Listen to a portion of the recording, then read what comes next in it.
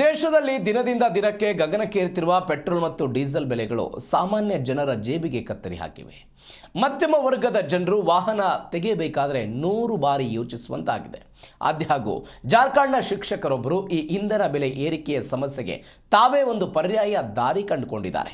Bike ಬಿಟ್ಟು ಕುದುರೆ ಸವಾರಿಯ ಮುಖಾಂತರ ಸರ್ಕಾರದ ಸಮೀಕ್ಷಾ ಕಾರ್ಯ ನಡೆಸುತ್ತಿದ್ದು ಸದ್ಯ ಇಂಟರ್ನೆಟ್ನಲ್ಲಿ ಈ ಭಾರಿ ಸಂಚಲನ ಮೂಡಿಸಿದೆ. ಸರ್ಕಾರಿ ಪ್ರೌಢಶಾಲೆಯಲ್ಲಿ ಸಹಾಯಕ ಶಿಕ್ಷಕರಾಗಿ ಕೆಲಸ ಮಾಡ್ತಿರುವ ಮುನ್ನಾ ಪ್ರಸಾದ್ ಗುಪ್ತಾ ಅವರಿಗೆ ರಾಜಕೀಯ ಪ್ರಾಥಮಿಕ ವಿದ್ಯಾಲಯ ಪಂಗ್ವಾಟ್ವಾ ಪ್ರದೇಶದಲ್ಲಿ ಜನಗಣತಿ ಮಾಡೋದಕ್ಕೆ ಸೂಚನೆ ಕೊಡಲಾಗಿತ್ತು.